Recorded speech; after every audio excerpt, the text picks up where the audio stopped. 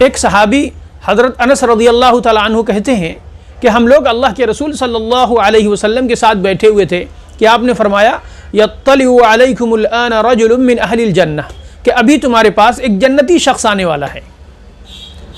تھوڑی دیر میں ایک انصاری صحابی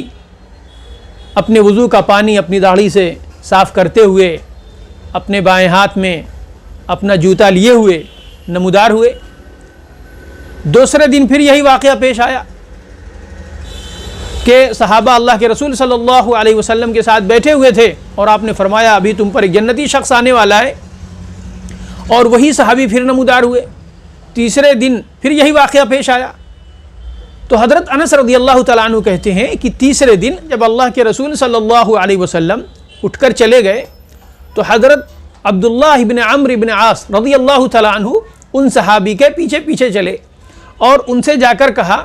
کہ میرے والد صاحب سے کچھ بات ہو گئی ہے اور میں نے قسم کھا لی ہے کہ میں 3 دن ان کے پاس نہیں جاؤں گا، تو اگر آپ بہتر سمجھے تو مجھے اپنے پاس ٹھہرا لیں یہاں تک کہ وہ 3 دن گزر جائے۔ انہوں نے کہا ٹھیک ہے۔ چنانچہ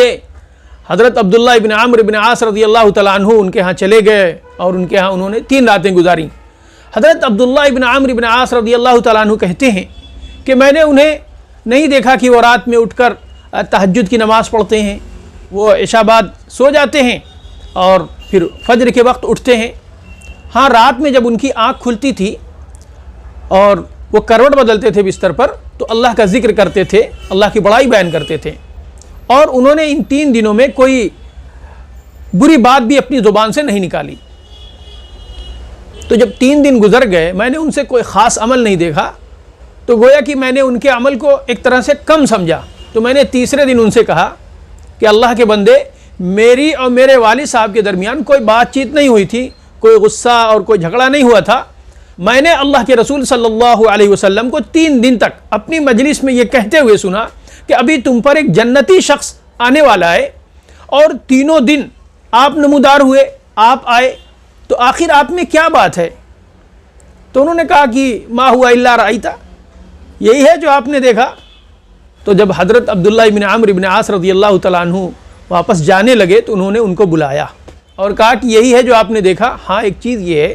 کہ میں کسی مسلمان سے کوئی بھی کینہ، جلن یا کپٹ نہیں رکھتا، اور کسی کو اللہ نے جو نعمت عطا کی ہے میں اس پر کسی سے حسد نہیں کرتا۔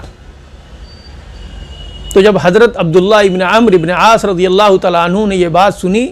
تو انہوں نے کہا یہی وہ بات ہے جس کی وجہ سے تم اس مقام تک پہنچے ہو جو اللہ کے رسول صلی اللہ علیہ وسلم نے بیان کیا، یعنی یہ کہ دنیا ہی میں تمہارے جنتی ہونے کی خوشخبری دے دی۔ وہی التی لا تطاق، اور یہ آسان نہیں ہے، بہت مشکل چیز ہے۔